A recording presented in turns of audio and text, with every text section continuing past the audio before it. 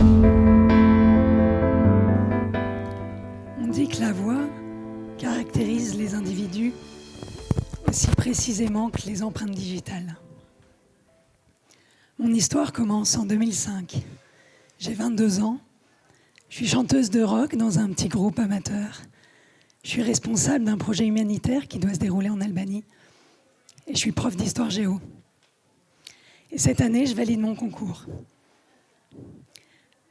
Ma voix est plutôt rauque. Elle me permet de transmettre, de partager, d'embarquer. Et c'est pas que ça, c'est ma signature. C'est de mon identité.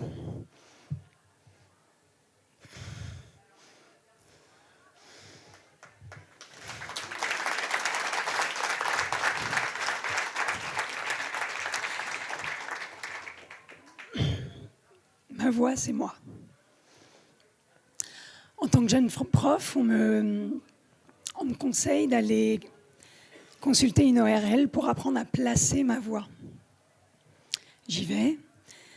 Là-bas, elle me confirme que la plupart de ces patients adultes sont effectivement des profs qui sont en arrêt parce qu'ils ont mal géré leur voix. Au fil de plusieurs séances, elle s'étonne qu'un filet d'air passe toujours. Elle m'envoie consulter un ORL pour voir s'il n'y aurait pas des nodules ou un truc à faire pour clarifier tout ça. Chez l'ORL, le gars est ancien, grisonnant, sympa, il me donne confiance. Il m'ausculte et il dit qu'effectivement, il y a des nodules qu'il faut opérer. Les cordes vocales, c'est 2 muscles. Pour avoir une voix limpide, comme la plupart des vôtres, elles vibrent bien, elles sont bien collées. Les miennes, a priori, il y avait un truc foireux. Bref, il me dit qu'on va opérer ça. Opération bénigne en ambulatoire. C'est prévu début mai, un lundi aussi. Le vendredi, j'ai mes 4e. Je leur dis, OK, je ne suis pas là lundi. J'ai un rendez-vous médical, mais on se retrouve mercredi pour le contrôle sur la Révolution française. Vous révisez. Hein. Je ne les ai jamais revus. Au sortir de cette opération, je ne devais pas parler 2 jours, et puis je devais reprendre ma vie, normalement, sans trop forcer. Et puis, je n'ai pas pu parler pendant plusieurs mois. On est début mai. Le 21 juin, c'est la fête de la musique. Il y a un concert qui est prévu avec mon petit groupe. Et toutes les nuits, je rêve que je peux chanter. Et tous les matins, je me réveille et rien ne sort. Un espèce de feulement inaudible. Je ne comprends pas. Je ne comprends pas ce qui se passe. En même temps, je passe mes entretiens d'embauche. Si, vous inquiétez pas. Je serai là en septembre, ça ira beaucoup mieux. C'est pas hyper vendeur hein, pour une prof. J'ai effectivement été là en septembre, mais 3 ans plus tard. 3 ans où je suis passée de l'attente, confiante, à l'incompréhension, à l'incrédulité, au dépit, à la colère. 3 ans de stand-by pour ma vie professionnelle, pour mes passions artistiques. 3 ans de remarques pour mon mari. « Elle peut pas parler !»« Ah bah, dis donc, t'as de la chance, hein, t'as la femme idéale !»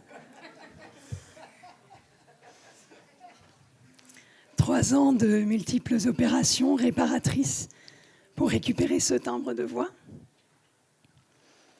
3 ans pour stabiliser cette situation vocale et calculer les indemnités de réparation pour le préjudice encouru. Alors mon médecin ORL était un gars bien.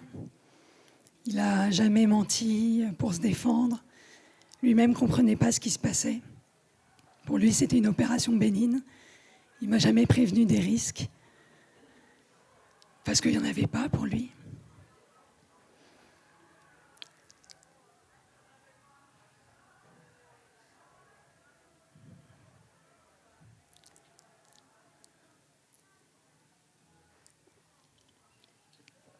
On n'imagine jamais ce que ça implique quand il nous arrive une tuile. Alors j'ai été indemnisée, on a pu acheter une maison plus grande pour notre famille qui s'agrandissait. Je n'avais pas prévu les cauchemars avec mes enfants en danger, moi incapable d'appeler à l'aide parce que personne ne m'entend. Je n'avais pas prévu les remarques incessantes des gens que je rencontre depuis 20 ans et qui dureront toujours. Ah, c'est marrant ta voix. C'est tout le temps comme ça, c'est pas pratique, hein. Hé, quoi? Je t'entends pas, parle plus fort, il faut arrêter de boire, hein.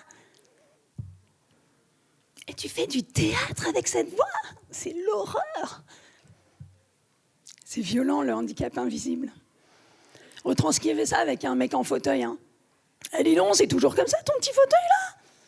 C'est pas pratique, hein, c'est con, quand même. Eh, dis donc, on se lève un peu, là. Quand même. Et tu fais du sport en fauteuil? C'est l'horreur. J'avais pas prévu non plus de devenir enseignante spécialisée, parce que j'ai pu reprendre l'enseignement avec des effectifs limités, une voix moins projetée, la prof handicapée pour les handicapés. Ça m'a passionnée. J'ai appris qu'on était tous handicapés. Je suis devenue spécialiste de l'adaptation pédagogique. Mais ce n'était pas ma voie. Et puis j'ai repris la scène. J'ai fait de l'impro. Mais ce n'était pas ma voie. J'ai repris le chant. Mais ce n'était pas ma voie. J'ai monté des formations, des coachings, mais ce n'était pas ma voie. Je ne vais pas vous raconter d'histoire. Je ne vais pas vous raconter cet accident a fait de moi la fille battante et sûre d'elle. J'étais déjà cette gamine adolescente qui part en compète d'escalade avec la main bandée, avec une sale entorse et qui arrive deuxième sur le podium. Je ne vais pas vous raconter que du coup j'ai monté une entreprise pour former les gens à porter haut et fort leur voix et changer le monde. Ce serait cliché. Et puis ce serait raconter l'histoire à l'envers. Il y a 5 ans, mais là que je connais depuis longtemps, lancé de Glint, il m'a proposé de participer. Et je lui ai répondu, pour raconter quoi?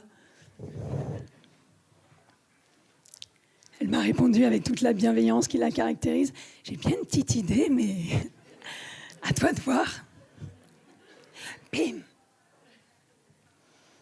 Il y a 3 ans, je suis allée voir Anna, une coach de chant. Et la première séance qu'on a faite toutes les deux, on a surtout parlé de ma voix. Et je lui disais qu'elle était pourrie, que c'était pas ma voix, tout ça. Et elle m'a dit, Hélène, tu n'as pas 4 enfants, mais 5. Il va falloir que tu penses à adopter ta voix avec la même bienveillance et le même amour que celui que tu portes à tes enfants. Bim, bim. Et puis l'année dernière, Elsa, mon associée, m'a dit « Ah mais nous, en fait, ce qu'on fait, c'est qu'on fait porter la voix à tout le monde, des jeunes aux vieux, des handicapés aux dirigeants. » Ah ouais. Ok. Ah ouais, on met du temps à comprendre. Alors parfois, je sais pas, on se retrouve à faire des trucs. On sait pas bien comment, on sait pas bien pourquoi. Aujourd'hui, ça fait 10 ans que je suis comédienne improvisatrice. Et maintenant, je dirige un organisme de formation qui utilise la voix comme outil de confiance en soi.